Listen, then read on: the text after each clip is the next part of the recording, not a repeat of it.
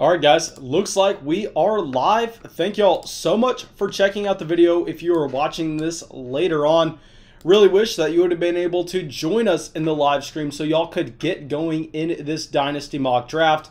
But if you have not already, make sure y'all go subscribe to the channel, drop a like on the video, and turn on notifications next to it. That's how you'll get notified next time we go live. That way you can come in and join this mock draft and we can go against each other, see who creates a better team. But yeah, that's it on the short introduction. Let me go over and let me actually get this chat pulled up. That way I'm able to start filling this mock draft. Going to be a lot of fun. We had 2 mock drafts go off the board yesterday, and I'll say it's probably going to take me about 10 to 15 minutes to get everybody into this mock draft. So if you don't care about the beginning, you don't want me to be, you don't want to hear me answering Dynasty Fantasy Football questions, just go through. I mean, I'm sure that you can skim and see where the screen changes where I am showing the draft board. But anyway, let's get this going. I see we have Julian, we have Martell, both in the chat already. Let me send out a notification for everybody in the Fantasy Football group chat. Tyler's out here as well. So let me also, before I forget, grab that link for anybody wanting to join the mock draft. We're going to do it just like we did the past few days, where the first spots are going to be exclusive to the people on Patreon. That way they can get in here and they can guarantee themselves a spot in the mock draft if they would like to participate. And then after that, I'll open it up for anybody else left over in the chat. I can't guarantee that you'll get a spot unless you message me on Patreon, but I can try my best to get y'all in there. So let me grab this link real quick, send it in the group chat. Okay, perfect. Got this going out. And yeah, I thank y'all all so much for coming out to the live stream so early. If y'all have not already, please go down there and drop a like on the live stream. It helps us so much. And during this mock draft, I am going to be picking at the 12 spot. The past 2 mock drafts we did, I selected first overall. I really like to be on the end whenever I'm live streaming. That way I can just kind of commentate, answer questions as we go on. I don't necessarily have to worry about my own draft throughout the course of the stream. But anyway, let me go check Patreon, see who has been wanting to get in here. That way I can get them the links out for the mock draft. Okay, perfect. Let's start sending some of these links out. And while we wait for more people to message me on Patreon, let me check the chat to see who we have in here. Let me see if we have any questions. Okay, so we have Martell in here, Tyler, Liam, a different Tyler. Then we have Angel and Emmanuel says, can I get in? Yes, sir, guys. Please just shoot me that DM on Patreon. Tyler's asking if this is going to be a super flex draft. Yes, every single mock draft we are going to be doing throughout the entire course of the offseason. Every time that I discuss anything in terms of Dynasty Fantasy Football value, it's all going to be through a super flex lens, just because that's by far and away the best way you can play Dynasty Fantasy Football. I mean, I don't play in a single 1 quarterback league anymore. I quit all those leagues back in 2016 so I can do exclusively super flex, because it makes the format so much more fun. There's a lot more strategy behind it. So yeah, we are going to be focusing in on super flex going forward as we did this past offseason.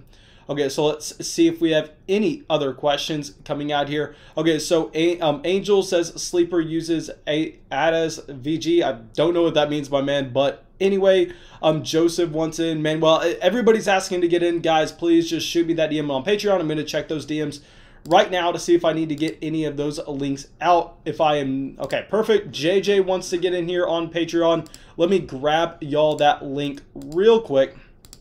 And I'm so sorry if y'all are watching this as a video, maybe tomorrow or the next day. If you don't want to hear me answering questions at the beginning, like I said, y'all can just skip later to the video where we've already started the mock draft. But let me send these links out for the people on Patreon who have been wanting to hop in here. Okay, perfect. Let me know if you have messaged me on Patreon and I've yet to get you a link out. That way I can fix that. But anyway, Liam coming out with our first question that we're going to be answering, and this is going to be Saquon Barkley or Dalvin Cook. And I'll say through a redraft perspective for the 2021 football season, I would prefer Dalvin Cook because the offensive line he is running behind, because of the overall offensive system that he is in. But if we are talking about dynasty fantasy football, where we're taking into consideration mileage of the running back, we're taking into consideration just where exactly they are on their rookie contract or their second contract, in that type of perspective, I would easily prefer Saquon Barkley as a much safer long-term asset. I personally believe he's the better running back of the two anyway. But anyway, let's go through, and our next question coming out from Tick, and he's saying CMC for Cam Akers in the rookie 103. And I'll say this is actually a much closer question than most people want to give it credit for. And this is going to come down to, is this super flex? Is this one quarterback? Because if it's going to be a super flex rookie draft, we know that Trevor Lawrence is going to be going off at 101. And then at 103, you are going to be looking at either Najee Harris, Travis Etienne, Jamar Chase, or Justin Fields. So that pick should turn into a cornerstone asset. Whereas if this is a one quarterback league, then we know that Travis Etienne and Najee Harris are most likely going to be going at 101 and 102, and you're going to be left with the wide receiver there. And in that case, I would prefer just having CMC's elite production. But if it's a super flex league, I would prefer having Cam Akers in the rookie pick. Okay, but anyway, we got Tick out here, we got Jimmy out here, it's Trenton out here, Veer out here, Tyler, Christian. Okay, KO is asking Jonathan Taylor or J.K. Dobbins. Here's going to be a very easy answer. We are going to be going with Jonathan Taylor over J.K. Dobbins. I mean, Jonathan Taylor was truly an elite prospect coming out of Wisconsin with an elite athletic profile, 3 straight 2,000-yard seasons in Wisconsin, now landing in a great spot in Indianapolis. That way he's running behind a fantastic offensive line. And even with a very bad quarterback play this past season, Jonathan Taylor was able to finish out the last month as the running back 1 overall. I mean, the ceiling is truly absurd with Jonathan Taylor. I think that we are going to be looking at him as a locked and loaded running back 1 for the next 4 seasons. Okay, Joseph is saying he's shot us a message on Patreon to hop in this mock draft. Let me go over there real quick. Make sure I am getting out those links. Okay, perfect. And I'm going to wait about 5 more minutes to let anybody on Patreon shoot me that DM before I send the link in the general chat if we have any spots left over. Okay, so now let's go back over. And Jimmy's saying, what up, Mason? Are all Dynasty leagues Superflex? Not all Dynasty leagues are Superflex, but all of the Flock Dynasty leagues are going to be Superflex. I know we've had a lot of people ask me on Patreon if I'll start any one quarterback Dynasty leagues, and the simple answer to that is no. I don't care. I do not want to play in a one quarterback league, and I'm going to be playing in every single one of those Dynasty leagues on Patreon. So selfishly, they are all going to be Superflex. It's just way more enjoyable for anybody who takes fantasy football seriously. Okay, so now let's go through, and It's Trenton is asking what price buy-in are our Dynasty leagues. Our Dynasty leagues, the majority of them are $60 buy-ins. The original Dynasty Flock League is a $90 buy-in, as that was our first one that we began running back in, I want to say, 2018, maybe 2019, somewhere around then. But ever since that league, every league we've created afterwards is a $60 buy-in. I think that's the best range to make sure that as many people as possible can afford to get in, and just making sure that as many people as possible are taking it as seriously as they can. Okay, but Cameron coming out with our next question says, Goat, should I make Jonathan Taylor over Nick Chubb and Tyreek Hill in a league where keeper is an auto first-round pick? Honestly, I would prefer having Jonathan Taylor over Tyreek Hill and Nick Chubb if all the keeper prices are going to be the same. I mean, with Nick Chubb, I know y'all are so tired of me saying it, but we know he is going into the last year of his rookie deal. He is most likely going to be holding out unless he gets an extension by the Cleveland Browns. And even if he does get that extension by the Browns, we are still going to have that backfield be a split backfield with Kareem Hunt this upcoming season. And like I've always said, I mean, Nick Chubb is a locked and loaded low-end running back 1. I mean, he is someone that you should want on your Dynasty Fantasy Football roster. But the problem with Nick Chubb is people want to evaluate him as he's a top 5 running back, which he's just not. I mean, if you look at pure talent, Yes, Nick Chubb is one of the most talented running backs in the entire NFL, but the situation just does not allow him to be that top 5 asset in terms of fantasy points scored. I say this all the time, but the #1 mistake people make in Dynasty and even regular fantasy football is thinking that they're building a real NFL team. That's not what we're doing here. What we're doing here is we are trying to make predictions on the outcome of these players and their games, and it does not matter, really, if one running back is going to be way more talented than the other one. If the situation is significantly worse, we could see the fantasy value be opposite of what their true NFL talent is. Okay, so Dakota coming out says, yo, could you take the 112 this time? Yes, sir, Dakota. Man, I'm already ahead of you. I am locked and loaded as the 12th pick in this draft. Let me see if you shot me a message on Patreon. That way you can get in here. I'm assuming you have.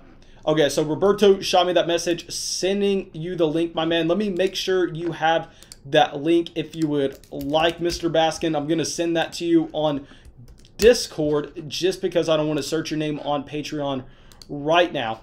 Okay, but that is all set up. Guys, if you are having a problem messaging me on Patreon, please let me know. I am seeing some messages on Discord saying that people are having a hard time finding that DM button on Patreon. I don't know how. But anyway, Christopher shot me that message. Christopher, getting you the link right now, my man. Okay, it looks like we have a couple more spots. So let me answer just 1 or 2 more questions, and then we'll be sending that link out for everybody else in the live stream. But anyway, our next one coming out from Tick, and he's saying Mixon and Diggs for A.J. Brown, or move Mixon in the 110 for T. Higgins, Michael Gallup in the 202 in a 10-team Superflex league. Here, I would much prefer having Joe Mixon and Stephon Diggs over A.J. Brown.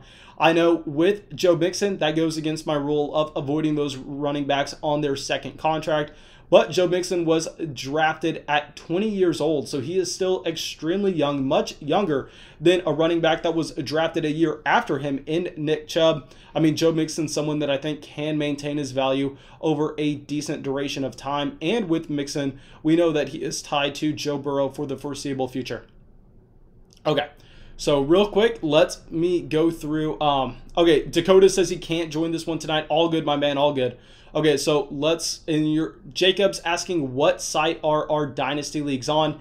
Historically, they have been on myfantasyleague.com, but maybe I look for a different home for them this offseason. It's really going to depend on a few different variables, including where y'all would like to be playing.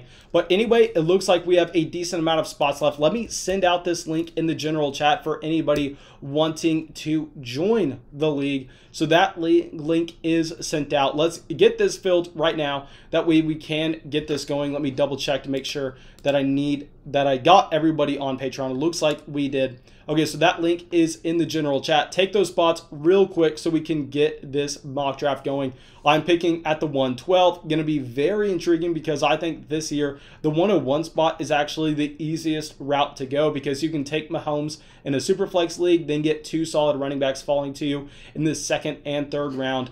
But yeah, the 112, that's not going to be an option. And let me get this draft going, my dudes. Okay.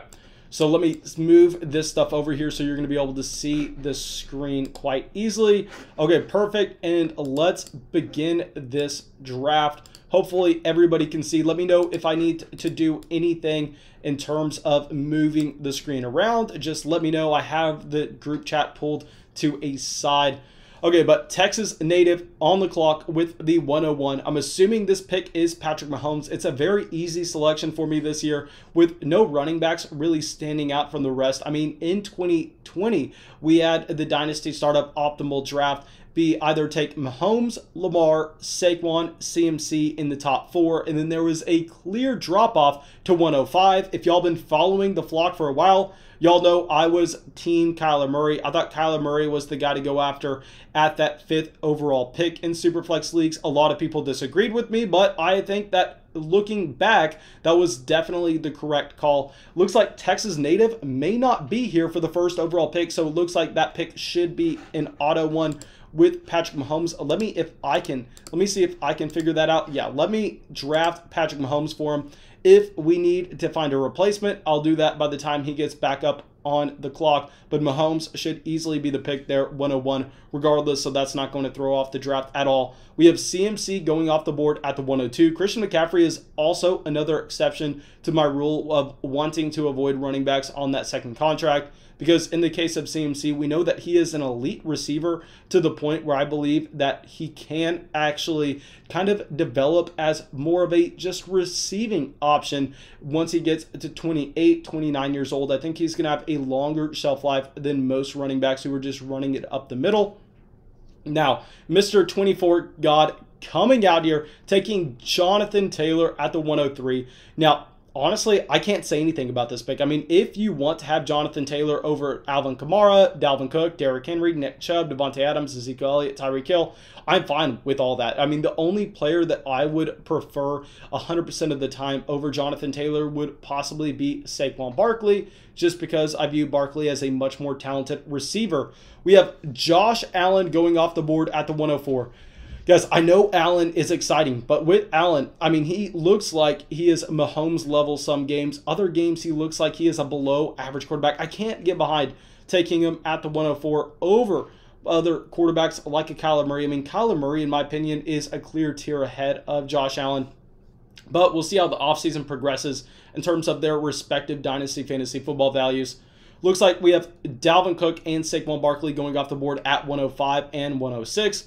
I mean, how long is Saquon going to stay in this range? I mean, I truly believe that Saquon should be the pick at either 102 or 103. I think we should have Patrick Mahomes, and then the following two picks be some order of Saquon or Christian McCaffrey. I mean, just seeing him go off the board at pick 6, 7, 8, 9 consistently kind of just kills me, to be honest. Okay, but let me go over and let me check the general chat to see if we have any other Dynasty questions currently. Okay, so we have Uriel coming out, says trading back is always the right answer. Yes, no, I am always trying to trade back in startup drafts. It's something that you could have gotten so much value with way back in like 2017, 2018 in Dynasty drafts. People really did not understand the value of trading back, where you could literally trade your first round pick. If you had a top 5 selection in a startup draft, you could trade that for a late second, early third, as well as a future first round rookie pick. I mean, that was the standard price for anybody who remembers playing in a ton of Dynasty leagues during that time. Since then, people have gotten a lot smarter, and you would find it impossible to find that kind of price by trading back, but it is what it is. And let me slide the screen over real quick. We are about to be up on the clock at the 112. We've had Dalvin Cook, Saquon, Kyler Murray, Alvin Kamara, and Lamar Jackson all go off the board. Justin Jefferson at the 110. That is the second time we've seen Justin Jefferson go off the board in the first round of a Dynasty Superflex startup draft. And coming from someone who was extremely high on Justin Jefferson this past rookie draft season, I mean, this is way too high, in my opinion. I mean, I think you need to be going running back here. I think you need to be going quarterback. I can't get behind Justin Jefferson at that range. But we are one pick away, and we are definitely not going to be looking at wide receiver. I'm going to tell you that right now, because once we get to our 3rd and 4th round picks later on, the wide receivers there are going to be truly elite, and the running back and quarterback options are going to be very thin. But if we are looking at our quarterback options right now at the 112, 201 turn, there are 3 clear guys that stand out ahead of everyone else, in my opinion. This is going to be Deshaun Watson, Justin Herbert, and Russell Wilson. Herbert goes off the board at 111. So my top 2 quarterbacks here are going to be easily Russell Wilson as the top guy, then Deshaun Watson right after. But let's look over at running back to see if there's anybody that we would be taking. And my highest running back on this board right now is going to be DeAndre Swift, based on his receiving game ability, based on his athletic profile, what he was able to do his rookie season, and the fact that he's tied to that rookie contract. But we are going to be double tapping quarterback here, as I think that we are going to be looking at very slim options later on in the 3rd or 4th round. I mean, I could convince myself to go Russell Wilson and then maybe DeAndre Swift. Maybe I need to give that a little bit more thought, just because I think that we will have a decent option for us at the 3-4 turn at quarterback and running back. It can get very ugly very fast. So that's what I'm going to do here. I'm actually going to take a little bit more of a balanced approach. I think that if this was a real Dynasty startup draft, I would be looking to trade back But here, I want to make sure we are covering our bases with the premium positions very early on, and then we can soak up the value where we find later on. But let me go back to the general chat real quick, and let's check out any questions we have right now. Okay, so the football therapist is asking, where would you rank the rookie 101, assuming Lawrence is in Jacksonville in Dynasty if rookie picks are included in the startup draft? And here, I think that what we have to be looking at with the rookie 101 is Trevor Lawrence is going to automatically step into that Justin Herbert, Russell Wilson range of quarterbacks. So I think you begin to look at Trevor Lawrence at the end of the first round in Dynasty Superflex draft. So that is the first pick in your rookie draft. If we're talking about a one quarterback league, it gets a little bit different where that is either going to be Najee Harris or Travis Etienne, in my opinion, based on the landing spots. And I think they fall into that DeAndre Swift range, which is going to be, again, at the end of the first round, the beginning of the second round. This draft class looks extremely strong. I know some people are wanting to compare it to the 2020 draft class. I can't get behind that just because that 2020 class was truly elite and we are waiting for it for a very long time now. But still, 2021 has a ton of exciting players. Now, let's go over real quick and see our selections after the Russell Wilson, DeAndre Swift. And we had Deshaun Watson going to Noah with the second pick in the second round, followed up by Derrick Henry and Cam Akers. I mean, here with Derrick Henry, I know a lot of people are going to be seeing this as a value to get him at the beginning of the second round after you took a stud with your first round pick. And I'll say Derrick Henry is a player that, yes, is at the very top of the NFL. Probably a top 3 running back in terms of pure talent. But if you're looking at his situation, if you're looking at the workload that he has seen throughout his entire NFL career, combined with his age, combined with the workload that he had in high school and college, I mean, I know Derrick Henry is not a human. I know that he is a completely different organism than I am. But still, you have to question how long can he maintain that elite level performance when we just saw running backs like Todd Gurley, Le'Veon Bell, David Johnson. I mean, they are the 3 perfect examples to give of guys that were at the very top of their game just a few years ago. And now they are complete dust and nobody wants anything to do with them. So I'll say Derrick Henry, I know a lot of people are going to be seeing that as a value, but I would prefer to get those running backs still on their rookie contract. I would prefer to get the Cam Akers. I would prefer to get the J.K. Dobbins. I think it just gives you more flexibility in the long run. But we have a couple injured quarterbacks also going off the board in the middle of the second round. I mean, both Joe Burrow and Dak Prescott would confidently be first-round selections in Dynasty startup drafts if we did not see them suffer those significant injuries. I know a lot of people with Joe Burrow just want to naturally assume that he is going to come back and be an elite producer right away. And while, yeah, Burrow was an elite prospect coming out of LSU, while he looked fantastic in his rookie season, I mean, that was a significant injury, nothing to overlook. Let me slide this draft board over a little bit just so we can make sure we are getting all the selections in there. Now we have our second wide receiver going off the board in Devonta Adams. And this is why I really don't like the Justin Jefferson pick all the way in the first round. I mean, you're going to see some of these wide receivers looking like superb values once we get to rounds 3, rounds 4, rounds 5. I mean, that is why in the first 2 rounds you need to be going with quarterback and running back. Let me go back over to the general chat real quick, see if we have any questions. I see JN coming in, says, what up, dude? Devin Duvernay in the first round easily. Man, JN, I need to get you in one of these mock drafts, my man. Come out a little bit earlier. That way you can hop in here. I want to see where you take Devin Duvernay, Colin Johnson. Also, let me know what you think of Sam Ehlinger in the NFL draft this year. Let me know where you think he's going to get drafted. I think he's probably going to be a round 6 guy to like Baltimore. I mean, I think Sam Ehlinger really has no shot at anything at the NFL level just because of his arm. I mean, I view him very similar to a Tim Tebow. I know a lot of people want to just give that exact comparison with any white dual threat quarterback. I hate to say that, but I mean, he is just very limited as a passer and kind of just a sneaky runner of the football, which is not going to translate to the NFL level, in my opinion. Okay. But anyway, Matthew coming out says, amazing that James Robinson still doesn't receive any love. I mean, where is James Robinson going off the board at the 301? honestly here, I mean, I think that's a ton of love for James Robinson. I mean, going ahead of Josh Jacobs, that's not something that I would advise on my own. I mean, with James Robinson, it's very intriguing because I am always the guy to say sell, sell, sell the undrafted free agent that has a fantastic rookie season, the guy that looks great and everybody wants to buy into. But, I mean, James Robinson looks truly special, so I have to be a little bit hesitant. I think that we actually want to get excited about James Robinson with Trevor Lawrence coming in this next year. And I mean, guys, look at all the green on the board right now. Let's see how many running backs we've gone through. We had 5 running backs in the first round. We had 6, 7, 8, 9, 10, 11, 12, 13 running backs through the first 2 rounds. So over half of the selections in the first 2 rounds were running back. And then we have 4 straight, I mean, let's look at this. Last 8 picks of the 9 have been running back. This is why you have to get your running backs early. They are not going to be available that long. Like, this is why I decided to take a DeAndre Swift over a Deshaun Watson, because when we are going to be back up on the board at the 312, I mean, quarterbacks that are still available are Aaron Rodgers, Tua, Jalen Hurts, Baker Mayfield, Ryan Tannehill, Jared Goff, Matthew Stafford, Matt Ryan. Running backs that we are looking at are Zeke, Eckler, Carson, Kenyon Drake, Kareem Hunt, and Zach Moss.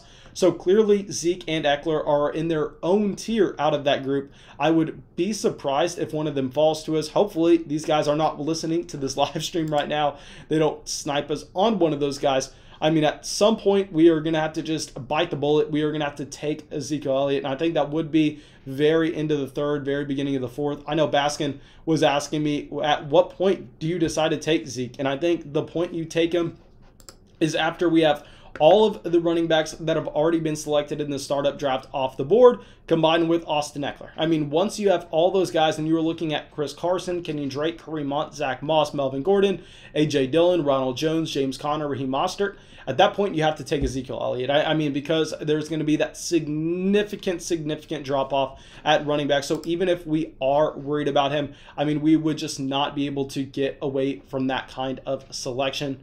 But anyway, we have Brighton Mason up on the clock right now. Julian afterwards, then Noah. So we are up in 4 picks. And if we are looking, we are definitely going to be going with a quarterback here unless we have Eckler fall to us, which he does not. So it looks like we are going to be going quarterback. I'm assuming Noah decides to pass on them here. And the question is, do we want Tua or do we want Jalen Hurts? Y'all know that Jalen Hurts was someone I was drafting over and over again a season ago during our rookie drafts, just because he was a superb value in Superflex rookie drafts, just because people really did not want to give him credit for his rushing ability. And yeah, I mean, it worked out, but are we still going to be jumping the gun and putting him over Tua? Tua worries me just a little bit, to be honest. I mean, just looking at all of his college wide receivers just excel. I mean, to the highest degree. Jerry Jeudy looks like a true NFL wide receiver. Henry Ruggs looks like a difference maker for his offense while he's not necessarily putting up his own statistics. And obviously, with Jalen Waddle and Devontae Smith coming out of Alabama this year, I mean, there was just so much talent surrounding Tua. So I want to say maybe we go Jalen Hurts here. I mean, Jalen Hurts has the rushing equity. Tua's a little bit uncertain if he does get traded to Houston, which is unlikely, but still in the range of outcomes. Let's look at running back as well. Yeah, so running backs, we are not going to be taking anybody in this range. That's why we had to get DeAndre Swift. I'm very happy about that selection earlier. I think we are going to end up having to go with quarterback. We are going to go with Jalen Hurts for his rushing equity. I think Tua ends up being the better NFL quarterback, but like I say all the time, we're not building an NFL team. What we are doing here is we are building our fantasy team, and how you score points at the quarterback position, I've been saying this for a year now, in fantasy is with rushing ability, and that's what Jalen Hurts has. So let's go over to wide receiver. Our best available wide receivers are DeAndre Hopkins, CeeDee Lamb, DK Metcalf, Stephon Diggs, Calvin Ridley, Chris Godwin, Allen Robinson. So yeah, I mean, there are so many quality guys right here. This is why you do not take wide receiver in the first round. I mean, guys, just look at what Julian did earlier, taking Justin Jefferson at the 110. And I don't want to pick on you, Julian, but I mean, Like right now, we are going to take most likely DK Metcalf at the 401. If Dak Prescott was 100% locked into Dallas for this upcoming season, I could convince myself into CeeDee Lamb. But I think DK Metcalf is going to be the clear choice. That way we can have that stack with Russell Wilson. So Julian, just say instead of taking Justin Jefferson at the 110, instead you decided to take DeAndre Swift. And then in the 4th round, you wanted to go out there and get your wide receiver. Instead of looking, just say Julian wanted to take a running back here. If Julian wanted to take a running back, he'd be looking at Carson, Drake, Hunt, Moss, Melvin Gordon. So let's say the best running back available on the board would be Kareem Hunt.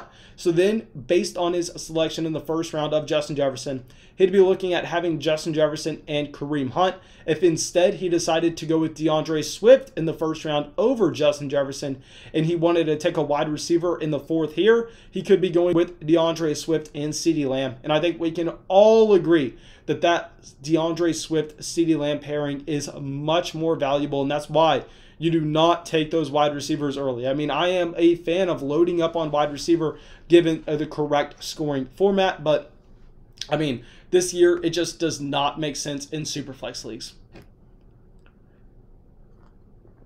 Okay, so let's go through, and Dakota says, what running backs have to be gone to justify Justin Jefferson?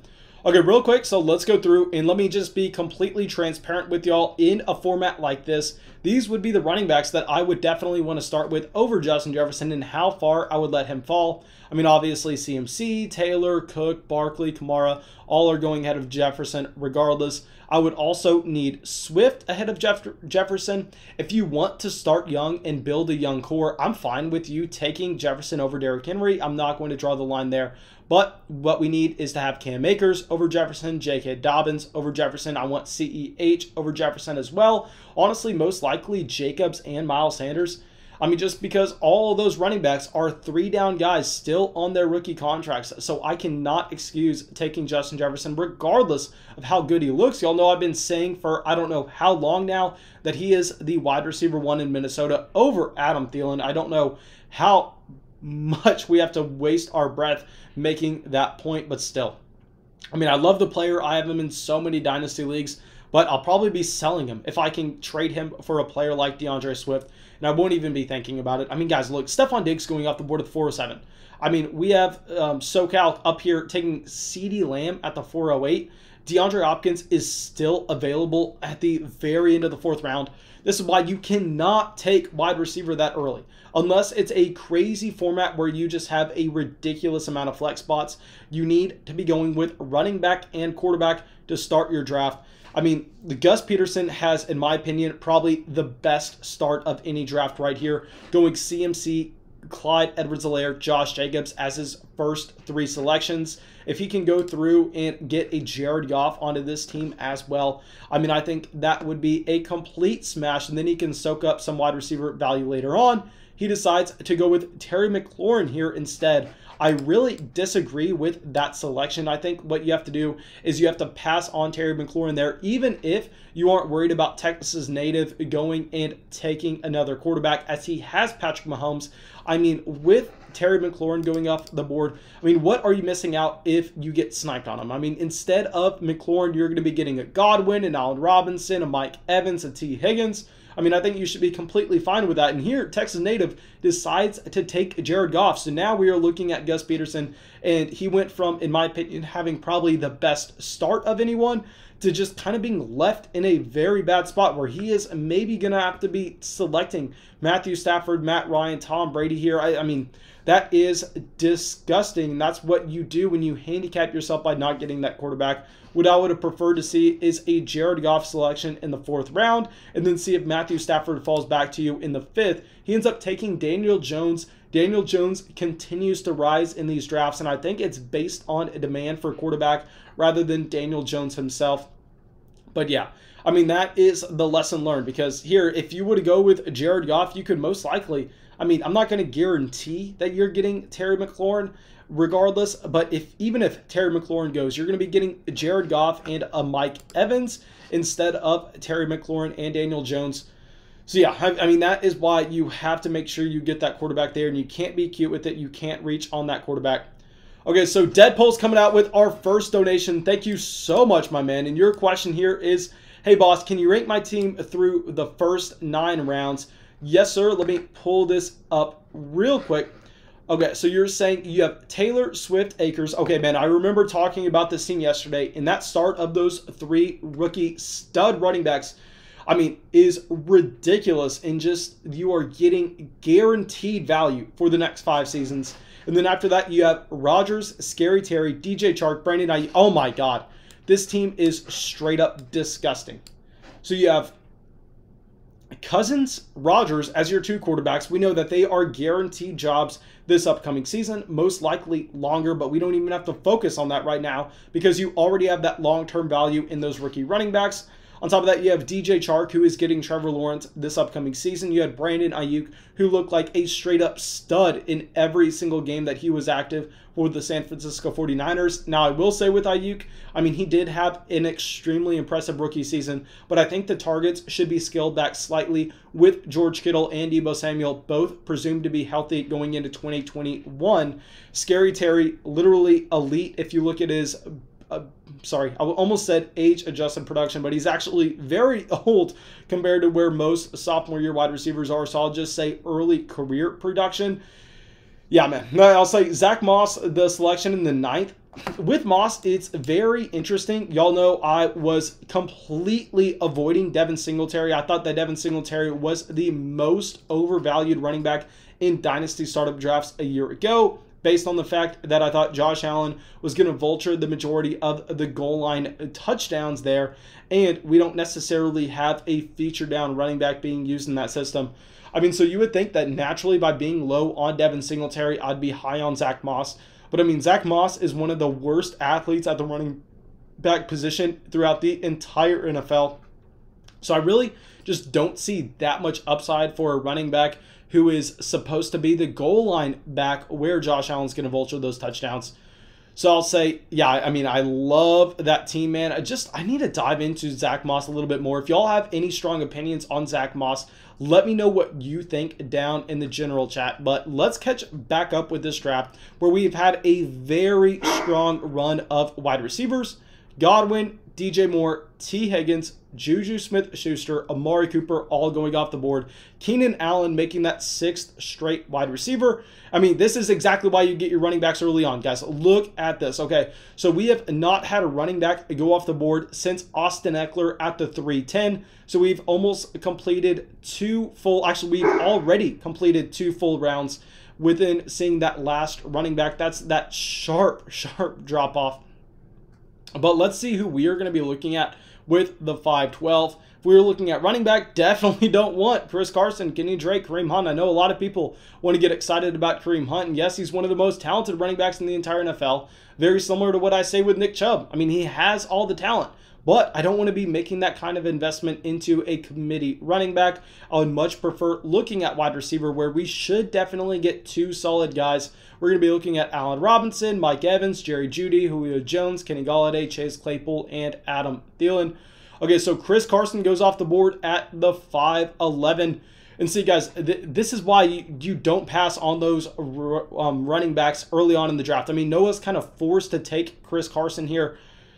I mean, but it's just gross. I mean, I would never in a million years value Chris Carson higher in Dynasty than in Allen Robinson or Mike Evans. Those are definitely going to be our selections here. Allen Robinson, still only 27 years old, a free agent this upcoming season. Don't know why I can't draft him. Okay, perfect. There we go. Got Allen Robinson and Mike Evans double tapped in. Now our team start is Russell Wilson and Jalen Hurts at quarterback. At running back, we have DeAndre Swift. At wide receiver, we have DK Metcalf, Allen Robinson, and Mike Evans. So yeah, I mean, I think that is the ideal start. Go quarterback, running back early, load up on wide receiver value there afterwards. But let's go through and read the general chat real quick. So Gus Peterson says, absolutely sniped Goff. Yeah, man, here I think you should have gone with Goff over Terry McLaurin. In my opinion, it was a clear call, but to each their own. Now, Baka coming out says, I got to get those running backs early unless you get one of those cheat code quarterbacks early. Christopher saying Moss is good, not great, and can't beat out Singletary. That's all we need to know. Jaws saying, I love Singletary's running skill, which he was on another team without a tank quarterback. Yeah, guys, I mean, here with Singletary, I'll say that very similar to my exact thoughts on Zach Moss. I mean, they are running backs that are not overly athletic. With Zach Moss, he doesn't necessarily have to be a super athletic guy to provide a ton of value based on the fact that he is a much bigger running back than Devin Singletary. So you don't have to see him just be a ridiculous athlete, as he can break those tackles on his own right. But with Zach Moss, the problem is we don't necessarily have him getting that goal line roll with Josh Allen taking the touchdowns. And Devin Singletary is so small. This is why I hated him in fantasy football this past season. This is why I've never had Devin Singletary on a single team, and he was way overvalued, is that his size limits him to where he can never be a 3-down running back. And on top of that, if you can't be a 3-down running back, that's fine. You just need to have a ton of passing game ability. You need to be getting a significant amount of targets every game. And Josh Allen can run the ball. So you don't see those quarterbacks with rushing capability going out there and dumping it down consistently. That's the problem with Taysom Hill at quarterback for Alvin Kamara. I mean, so please, guys, keep that in mind when you are trying to profile those running backs. The size matters so much. But anyway, after we took Mike Evans, we saw Kenny Golladay, Chase Claypool, DJ Chark all go off the board. I love that Golladay selection. I'll say Golladay right here at the 602 is a fantastic value. I mean, I would rather have these 3 veteran wide receivers over some of the younger guys. I mean, I'd rather have Allen Robinson, Mike Evans, Kenny Golladay over T. Higgins, just because with T. Higgins, kind of have to worry about either Devontae Smith or Jamar Chase going to Cincinnati in the first round of this year's draft. If that happens, I mean, we are going to see the target share kind of plummet for T. Higgins. That team also decides to take Adam Thielen at the 606. Here with Adam Thielen, I mean, it's a fair pick. Jerry Jeudy, Julio Jones, Cooper Kupp, Henry Ruggs, all on the board at wide receiver. I mean, we have TJ Hawkinson going off the board at the 607, Matt Ryan at the 608, Mark Andrews at the 609. I mean, that is great value with Mark Andrews. I mean, I think Mark Andrews is going to be another one of these players that is consistently disrespected throughout the course of the offseason. So yeah, Jared Jeudy going off the board at the 610. I know that he was quote-unquote the value based on ADP, but I'll say one thing real quick, guys. I mean, Sleeper's ADP is absolutely atrocious. I mean, that is why we are going to be creating our own ADP sheet for all of these I want to call them flock mocks. And yeah, I mean, Jerry Jeudy being selected at the end of the 6th, that does not take into account that the Denver quarterback situation is unsolved. Cortland Sutton should be 100% good to go in 2021. KJ Hamler should take another step forward. Noah Fant's going to be seeing a significant amount of targets. So yeah, I mean, all of those things are stuff you need to consider.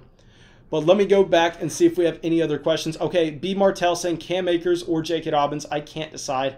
I mean, here, that's a very, very close call. With Cam Akers, I thought we were going to see a little bit more usage in the receiving game this past year. But also, Darrell Henderson really did not get targeted out of the backfield as well whenever he had that starting job. So it's something that we need to be concerned with. Okay, it looks like Gus Peterson is now on auto draft. Let me go through and change the Kenyon Drake pick to whoever I think should have been selected there. And most likely, I think if this was handled by a real owner, that pick would have been Kareem Hunt. So let me change that. I think we can all agree that Kareem Hunt has more value in Dynasty than Kenyon Drake at this point. So it's going to be a pick that I manually changed. Just really don't want that auto pick ruining the draft. Okay. So now let me go through and see if we have any other questions. Okay, so if people are saying they would prefer J.K. Dobbins over Cam Akers. And yeah, guys, I mean, I think that's something that most people are going to do based on the fact that with Cam Akers, he is going to be playing in a worse offense. And I don't expect the Rams to be significantly better anytime soon, given their cap situation. Okay, so Deadpool's coming out, says Evan Ingram or Logan Thomas. Okay, so here, man, this is going to be very tough for me. I'll say right away that I am biased with Evan Ingram. I mean, if you remember what he was able to accomplish in 2017 as a rookie tight end, I mean, people in Dynasty had him as the tight end 1 overall just because he put up elite production as a rookie. I've never been able to get that out of my head. So, I mean, I'm going to go with Evan Ingram, an elite talent still, in my opinion. I know it did not come together this past year, but that's why I'm just going to admit right away that I am biased.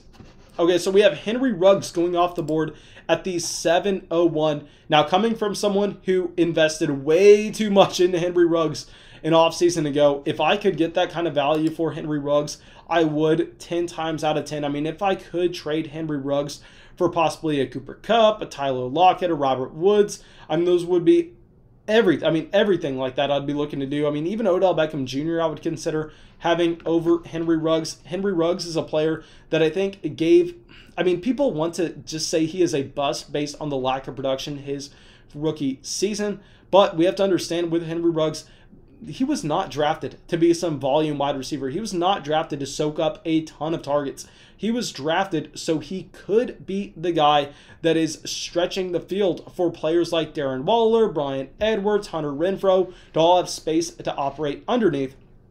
Okay, Deontay Johnson going off the board at the 704. Another player that if you play in a league with me, guys, I'm sure that a lot of people watching the stream right now are in a Patreon Dynasty Flock League with me where I have Henry Ruggs.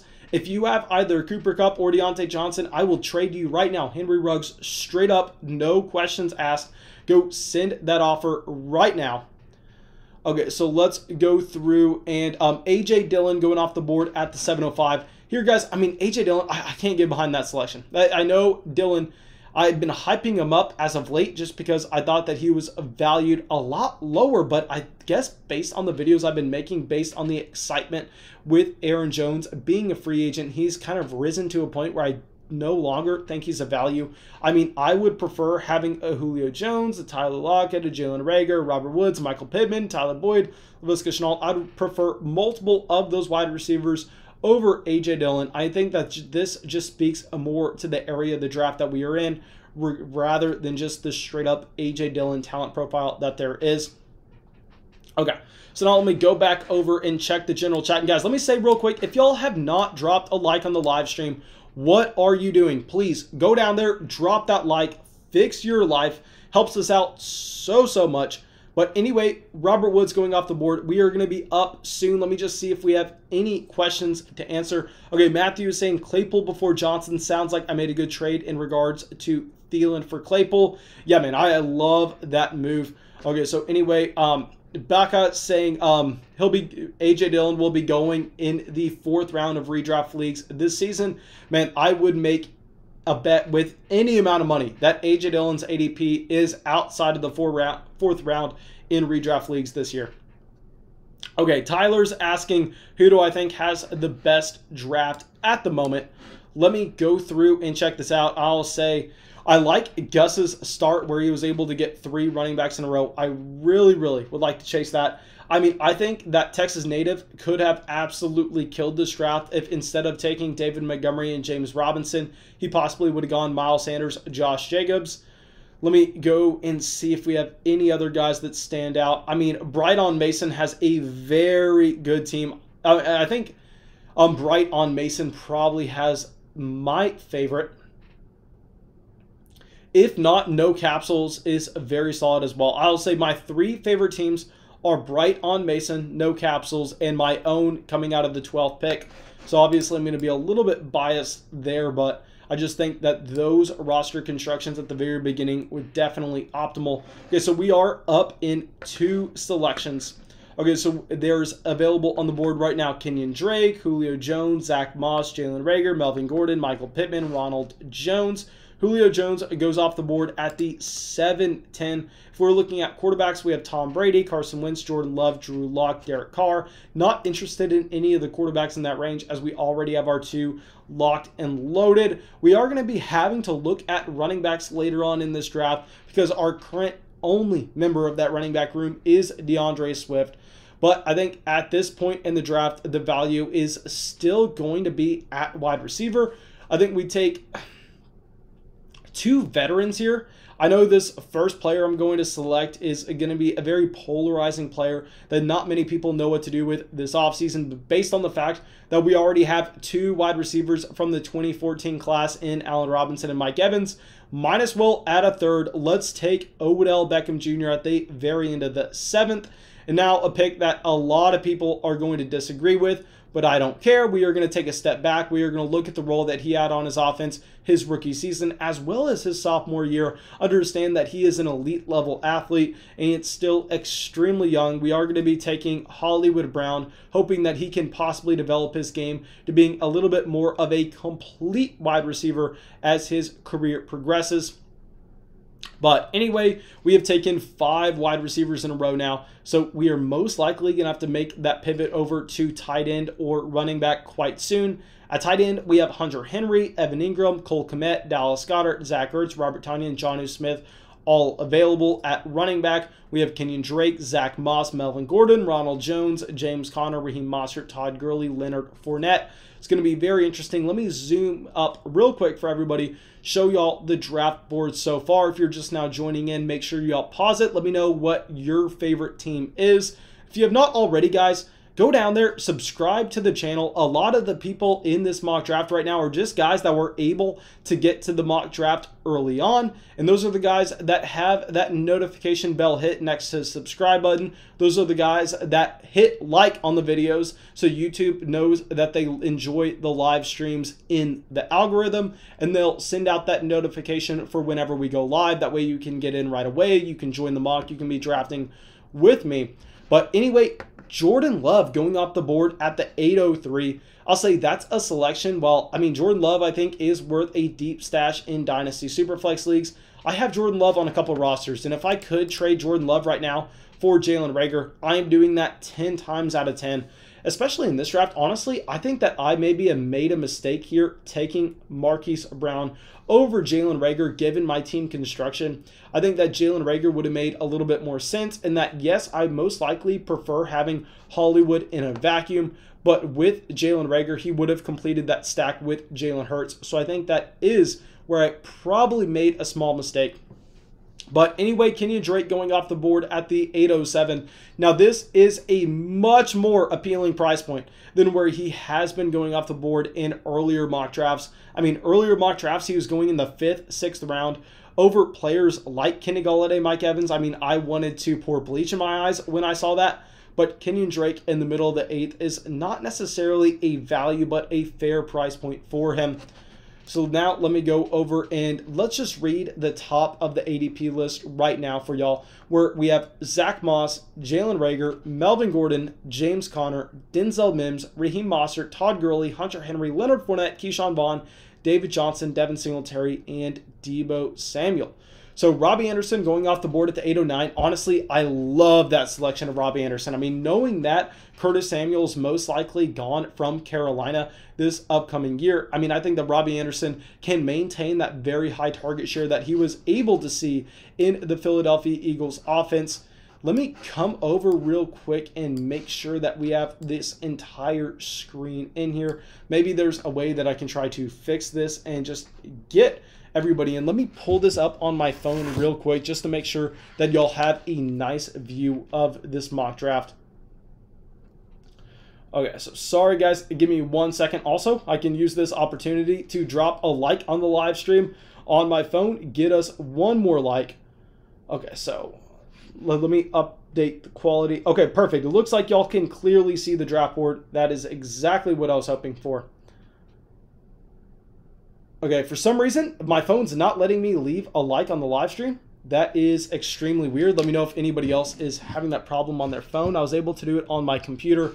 We're going to ignore that, though. Focus back on the draft. Okay, Deebo Samuel going off the board at the 812.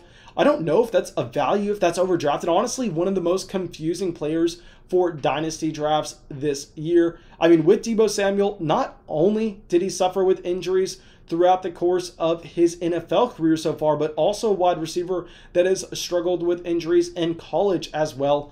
So at some point, you just have to ask yourself, I mean, is this a Deebo Samuel thing? Is this something that we need to get used to? Also, Brandon Ayuk emerging. Ayuk looks like he is a much more talented wide receiver, and we also know that George Kittle should be soaking up the majority of the targets there. So, I mean, Deebo Samuel still going into year 3. I mean, he has the draft pedigree as well, but he was an older rookie whenever he was drafted to the San Francisco 49ers. So he's not as young as most people would want to believe. But anyway, let me go over real quick and check the general chat, see if y'all have any questions I can answer.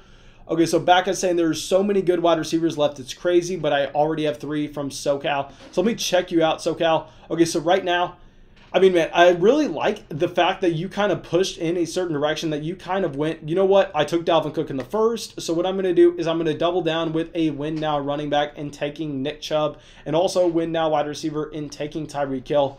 I mean, I would have really enjoyed this team if you took CeeDee Lamb in the instead of taking CeeDee Lamb in the 4th, if you decided to go with Jared Goff and kind of make sure that you're pushing to win now.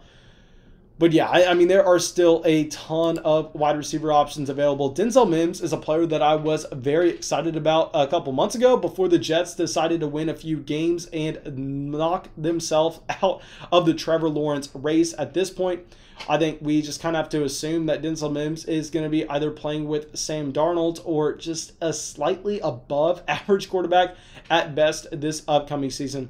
Now, Tom Brady going off the board at the 906. I mean, this is why you have to get your your quarterbacks early, because instead of being able to take a Denzel Mims, a Michael Gallup, a Devontae Parker, you're having to reach on a quarterback that we don't even know if we're going to get one more season out of. And even if he is the starter, we can naturally assume at the very best he's going to be a quarterback 2, based on the fact that he has no rushing upside in the slightest, and his arm strength just is not where it once was. So yeah, I mean, I hate being the guy having to take Tom Brady. That's why I'm always going to be trying to get my quarterbacks early, like we did in this draft with Russell Wilson and Jalen Hurts. So Carson Wentz going off the board at the 908. I really like that Carson Wentz pick. I mean, I did not like Carson Wentz this past offseason, as I thought he was severely overvalued, and Jalen Hurts was the correct value in drafts. But I mean, right now, if you're getting Carson Wentz at the very end of the 9th and you're paying a 3rd round pick like I did for Jalen Hurts in this league, I mean, I think that Carson Wentz is actually the guy that is the value there. Because I mean, are we that confident that Carson Wentz does not have another starting job? I mean, he was the worst quarterback in the NFL this past year, but still, I can't just say flat out that Carson Wentz has no shot at getting a starting job. Okay, so we are about to be up on the board in the 9th round, and I think we are facing a very similar situation to what Dead Pulse was probably facing on the team that he sent us earlier this live stream, where at this point I'm looking at Zach Moss and going, you know what, I don't really like the running back, but am I going to have to take Zach Moss here? I mean, am I going to be taking Zach Moss, Brandon Cooks, Michael Gallup, Bryan Edwards? Let's see at tight end. Tight end, really, I think we can go tight end here. I mean, if we want. My tight end selection here, I'm going to tell you this to be completely honest, would be Dallas Goddard over Cole Kmet without even really having to think about it. I mean, I think Dallas Goddard is going to be a significant value. Okay, so we don't even get the option to take Zach Moss. There are really no other running backs on the board that I'd feel comfortable taking at this selection. So I think what we are most likely going to do is we are going to go take our first tight end in Dallas Goddard. I mean, Zach Ertz can easily be gone with Philadelphia given his contract this upcoming season, and Dallas Goddard has proven so far throughout the course of his very early on NFL career that he can be a difference maker at the position.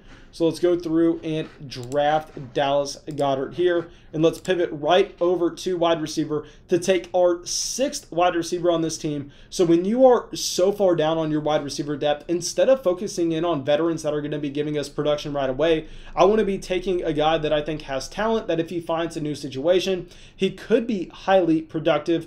Someone that's more of a long-term bet rather than instant production, because we don't need instant production when we have DK Metcalf, Allen Robinson, Mike Evans, Odell Beckham Jr., Marquise Brown.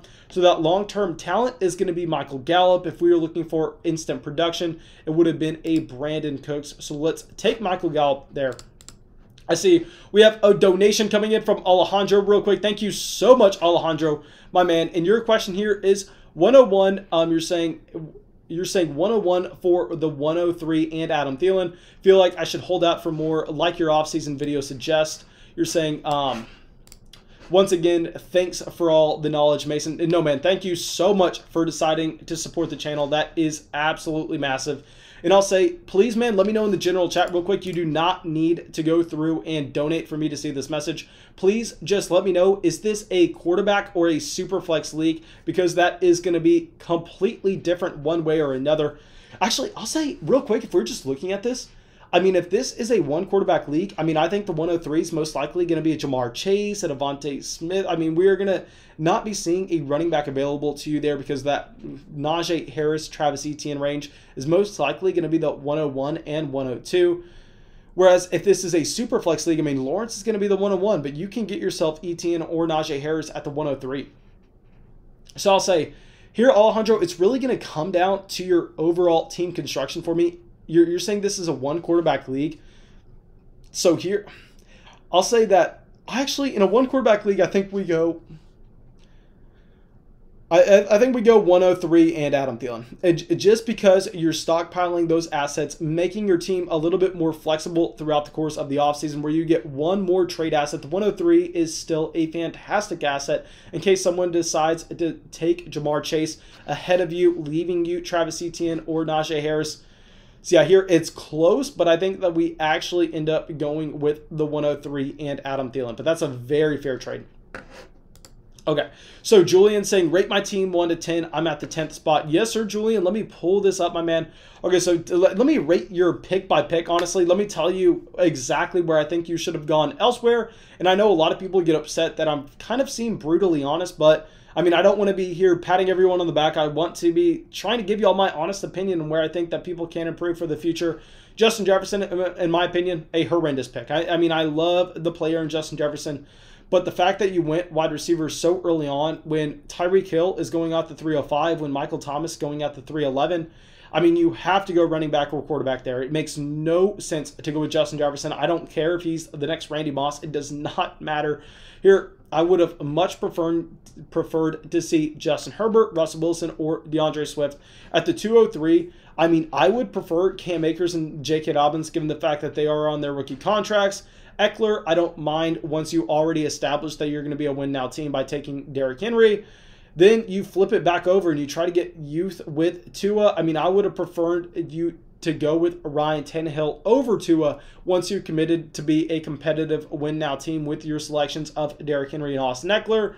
But you got this stack with Keenan Allen in the 5th. You took Claypool in the 6th. Julio Jones in the 7th. Okay, I love that Julio Jones pick once you established that you are a win-now team. Hate the Jordan. I mean, this team just does not have an identity. I mean, I'm fine with the team being halfway between win now, halfway between rebuilding for the future. If you're taking best player, best value available at every single selection, but it looks like that's not what you're doing. It looks like you're going and you're getting your guys instead of taking best player available, and you're doing a half rebuild, half competitive team. I mean, to be completely honest, man, I hate this team. I mean, I'd give it a 3 out of the 10 just because starting it off with Justin Jefferson puts such a sour taste in your mouth. And I don't like how you followed it up by going with not really a team having an identity one way or another. Please let me know in the general chat what you were thinking. And I know I sound like a complete douchebag and I'm wrong all the time. But I'm just trying to be completely honest, because if I'm not completely honest with y'all with all my thoughts, then my opinion does not mean anything. Okay, so let me pull this over real quick so y'all can see the rest of the draft board. Okay, so Cole Kmet's going off the board at the end of the 10th. And I'll say this yet again, I said this last night, but I hate this selection of Cole Kmet. I mean, I would much prefer getting a tight end that I perceive to have more talent and the same age as an Irv Smith a couple rounds from now. I mean, I really do not like that Cole Kmet selection, especially when you have Mark Andrews, so there's no need for you to go out there and reach on that tight end. Okay, so let's go through, and I love the fact that Melvin Gordon is just on a free fall right now. I mean, this is something that y'all are going to be able to crush your opponents on when y'all compete in other Dynasty startup drafts. When people are overdrafting players like Melvin Gordon, Raheem Mostert, Todd Gurley, y'all are just going to be letting them fall. Like, I mean, I don't even know if I would consider selecting Melvin Gordon, who right now has an ADP of 72, by far and away the best player available compared to ADP. I mean, I don't know if I would take him at the 12th pick in the 11th round, to be completely honest, just because this is Dynasty. I mean, we're not looking for just 4 games of opportunity right now at that kind of investment. But let's go through and, okay, Billiken Baller wants us to rate Texas native. Yes, sir. Let me pull this up real quick, my man. So starting it off with Mahomes at 101, then going David Montgomery, James Robinson at 212, 301. Here, this is the perfect example of me saying that, yeah, I'm wrong all the time, so I can't knock you on these picks. I mean, I would have definitely gone with Jacobs and Miles Sanders at the 212, 301, but I think you had the 100% correct idea in taking those guys that are still on their rookie contracts and are 3-down players. So I love the thought process behind that. Then you followed it up with Jared Goff at the 412, Brandon Ayuk, Noah Fant, Henry Ruggs, Deebo Samuel, Corey Davis, Gabriel Davis, all afterwards.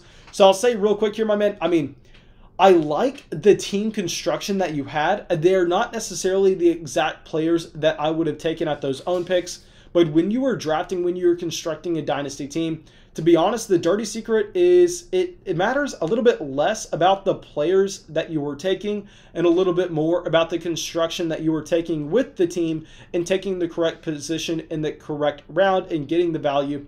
So I'll say Texas native. I mean, your team here, I don't want to give you an official rating. I like the thought process behind it, not exactly where I would have gone. Like, I mean, I would have gone with Cooper Kupp, Deontay Johnson over Henry Ruggs. And in the case of Deebo Samuel, Corey Davis, I don't want to criticize those too much. I mean, with Gabriel Davis, yeah, let me see what was available. With Gabriel Davis, I would have probably preferred Bryan Edwards. But, I mean, the thought process behind the picks, I can completely get behind. Okay, so we have some more running backs finally going off the board with Keyshawn Vaughn, Tony Pollard, David Johnson at the beginning of the 11th round. And this is going to cause me to face a serious question, and that is, at what point do I just have to bite the bullet? At what point do I just have to stop complaining and I actually have to start taking some running backs? Right now, we are through 10 rounds, and my only running back is DeAndre Swift. Let me pull up this draft real quick for y'all. We are at the very end where we have Russell Wilson, Jalen Hurts as our 2 quarterbacks. We have DeAndre Swift as our lone running back. Our wide receiver room is loaded with talent, in my opinion, with DK Metcalf, Allen Robinson, Mike Evans, Odell Beckham Jr., Marquise Brown, Michael Gallup. Then we have Dallas Goddard, a guy I think is a lot closer to that Noah Fant, TJ Hawkinson range than most people want to give him credit for at the 9-12, and then Michael Gallup at the 10-01. See, I mean, at what point do I just have to sit here and do I have to just suck it up and take a running back? Because it's getting to that range quite soon. I mean, if we look at the running backs, we have Melvin Gordon, Raheem Mostert, Todd Gurley, Devin Singletary, Darrington Evans, Nahim Heinz, Le'Veon Bell. If we go to wide receiver, you have Darius Slayton, KJ Hamler, T.Y. Hilton, Jamison Crowder, Van Jefferson. Tight end, you have Zach Ertz, Robert Tonyan, Hayden Hurst, Austin Hooper. At quarterback, I mean, you still have Locke, Teddy B, Sam Darnold, Taysom Hill, Drew Brees, Ben Roethlisberger, Cam Newton. And I want to address something real quick. I mean, Jimmy Garoppolo going so late in these drafts, in my opinion, is just straight up criminal. I cannot get behind the just complete lack of trust in Jimmy Garoppolo. I know he had a horrendous season this past year, but still, I mean, do you really think that he is not going to have a starting job guaranteed in 2021? I mean, I think at one point we just have to go, you know what? I mean, maybe he's the 49ers starter. I mean, he has a fantastic track record of winning games for the 49ers, even if that was leaning on the defense and leaning on Kyle Shanahan. I mean, he looks like he is a piece that can fit into that machine. So Nahim Heinz is going off the board at the end of the 11th.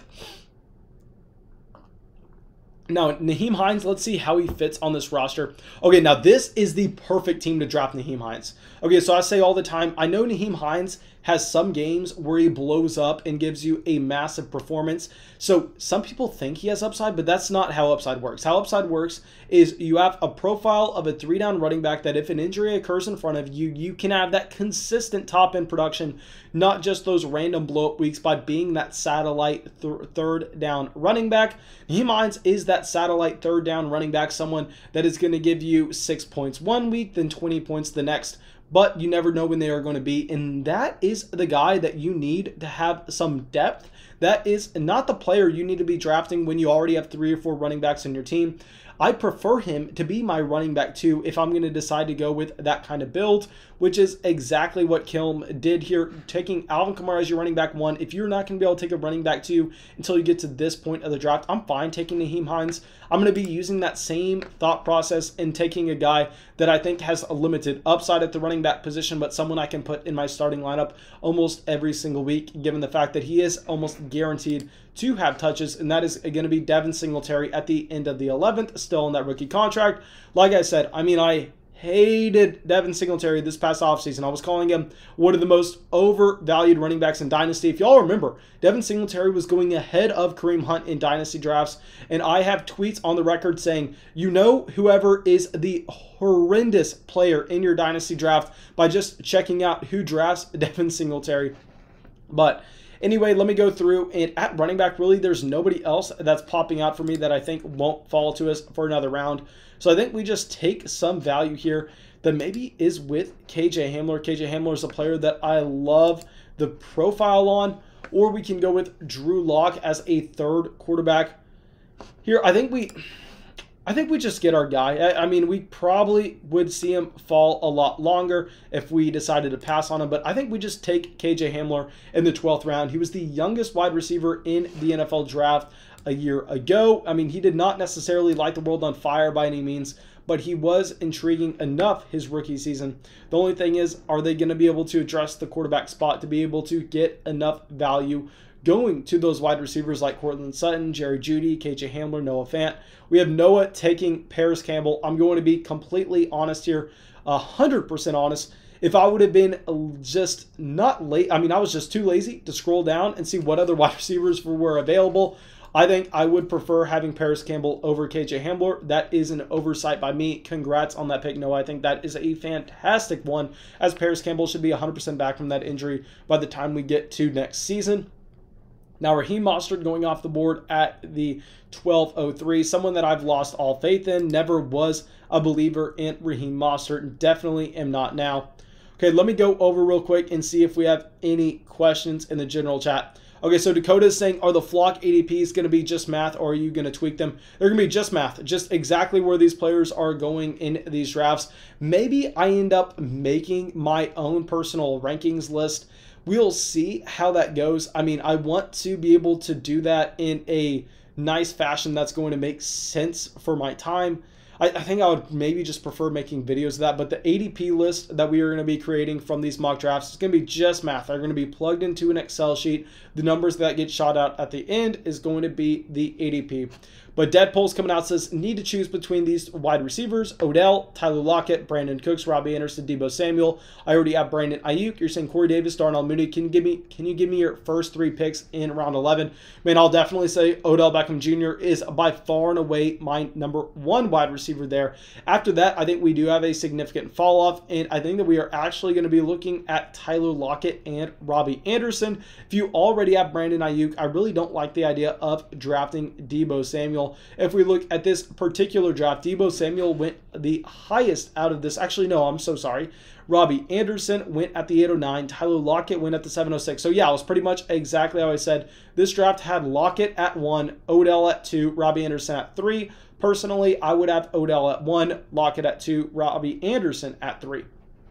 Okay, but Marlon Mack going off the board at the 12:07. I'll say real quick with Marlon Mack, hate that selection. I know he got injured in week 1. I know he's had a good amount of time to recover. He's a free agent, but torn Achilles are nothing to play around with. I mean, Marlon Mack is someone that I maybe wouldn't even draft throughout the course of this entire draft.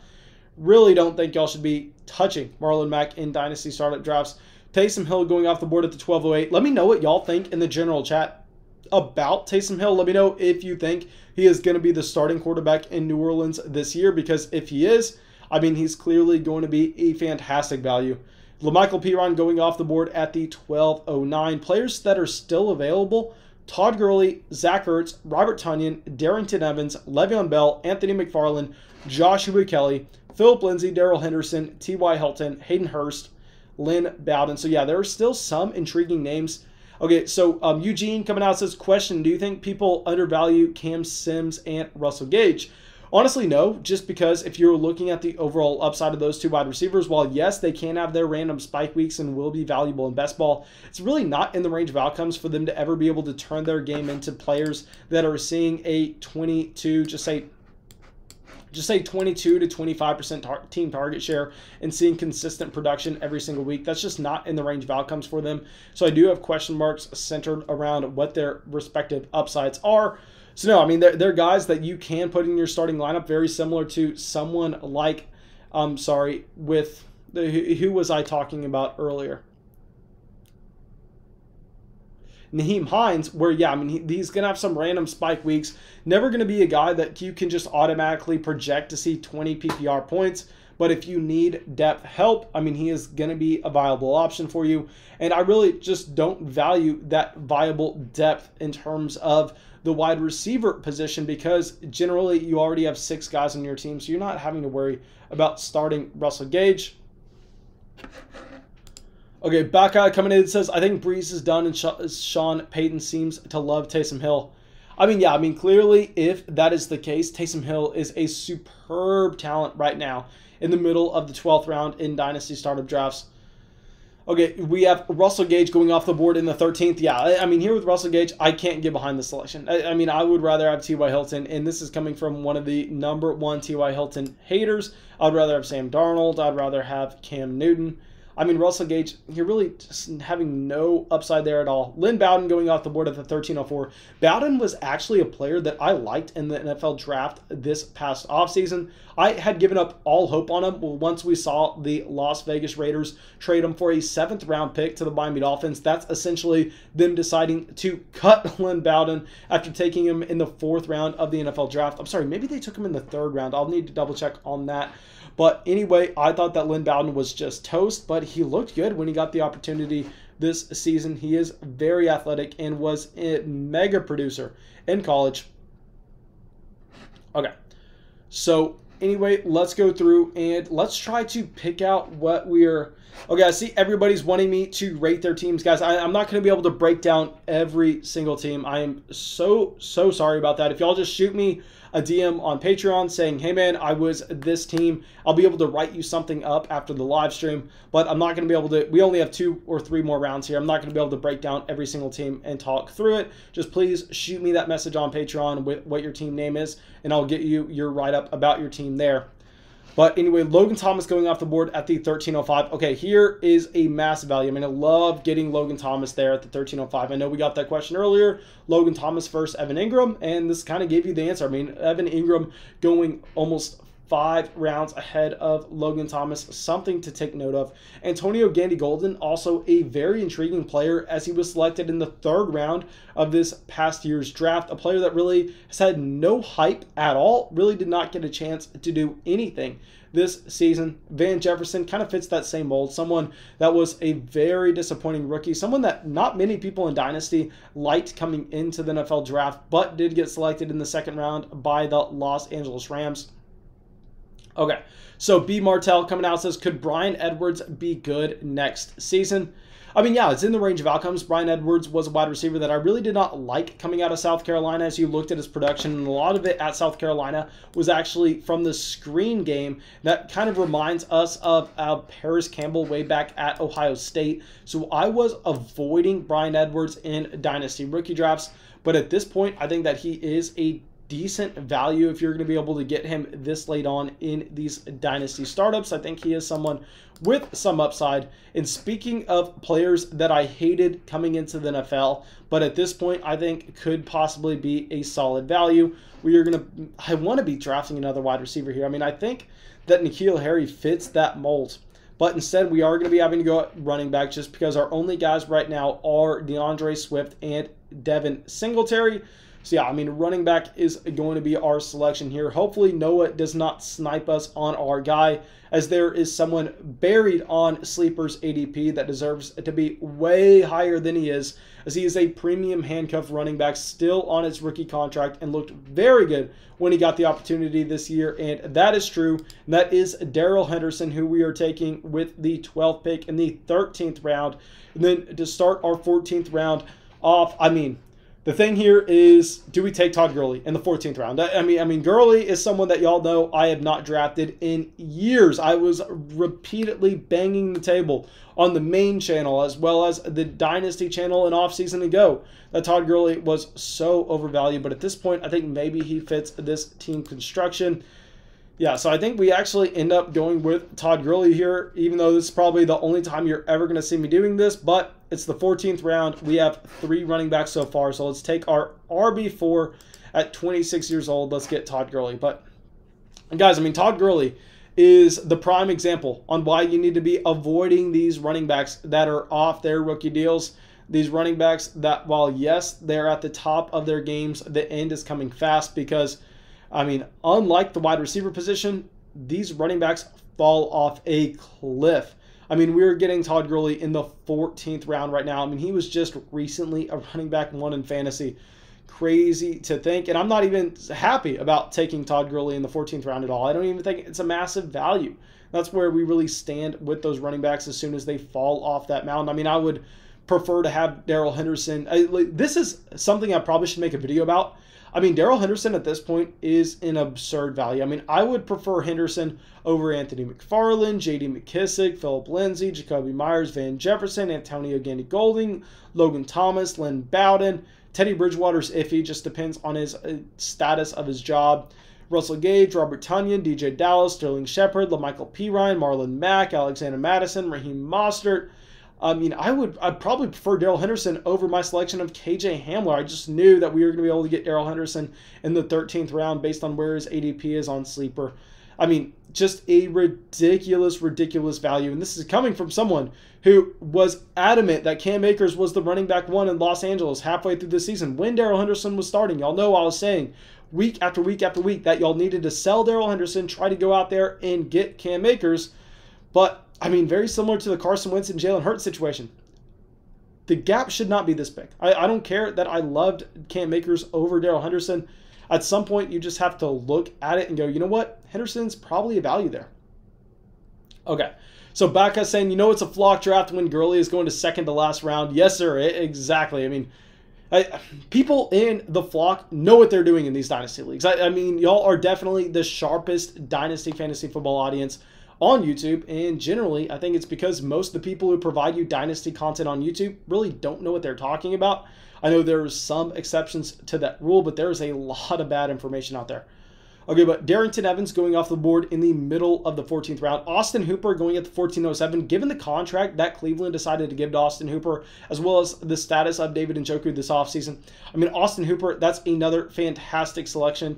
I probably should have gone with Austin Hooper over Todd Gurley. I know in a vacuum, if you would send me that offer in any of my regular Dynasty Fantasy Football leagues, I would prefer Austin Hooper 10 times out of 10. Really just took Todd Gurley here because of the roster construction, but that is a fantastic value on Austin Hooper. If we were looking at the other tight ends available, I think the best guys, in my opinion, are going to be Tyler Higbee, Eric Ebron, and Hayden Hurst. I know a lot of people want to get excited about Adam Troutman.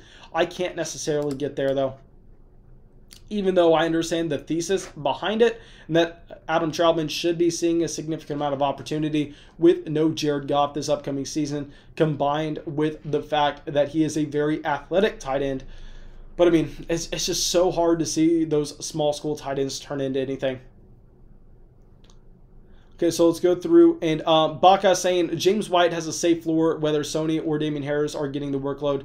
I mean, with James White, are we sure that he is locked and loaded for this upcoming season? Let me look this up real quick, my man. What is James White's age?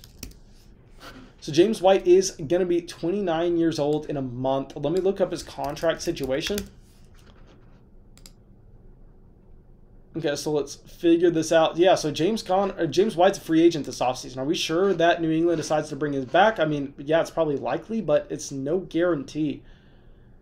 Okay, I want to point something out right now that is absolutely massive. We have about 70 people watching this live stream and almost 50 likes. So that means pretty much every single person watching this live stream has dropped a like on the live stream. And I owe y'all a massive thank you for doing so. We are going to continue to grow as much as we can. I'm going to continue to upload a video or live stream for y'all every single day.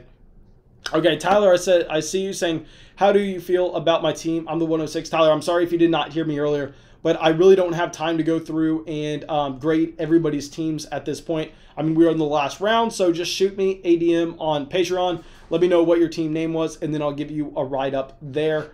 Okay, but anyway, last round, we have T.Y. Hilton going off in the 15th. The best players available according to ADP are Zach Ertz, Le'Veon Bell, Joshua Kelly, Hayden Hurst, Jamison Crowder, Adam Troutman, Rob Gronkowski, Drew Brees, Mark Ingram, Allen Lazard, Eric Ebron, Tyler Higbee, AJ Green, Kerryon Johnson. It's going to be very interested to see where these guys decide to go. Gus Peterson looks like he is checked out. I'm going to, yeah, no, Gus Peterson is back on right before I made that selection for him. Thank God. Did not want to get anybody's feelings hurt there. But anyway, let's see that pick as it comes in, because okay, he decides to go Julian Edelman, a wide receiver that I would never consider taking in this range. I would probably prefer to go and get your second tight end, probably someone like a Hayden Hurst that is guaranteed to have a role if you just look at the tight end landscape in the NFL, or getting an Eric Ebron, who's surprisingly still like 27, 28 years old. I mean, it's kind of ridiculous at this point. But anyway, we got Mr. 24K God coming out with our next selection, and let's see where he decides to go. We are on a little bit of a wide receiver run with Duvernay, N'Keal Harry, Cole Beasley, John Brown, T.Y. Hilton, Julian Edelman all going off the board. I'll say definitely my favorite selection out of that group is going to be N'Keal Harry, someone that I did not believe in the 2019 NFL draft. I actually lost money betting that he would not be selected in the first round of the NFL draft because I did not believe in the talent coming out of Arizona State.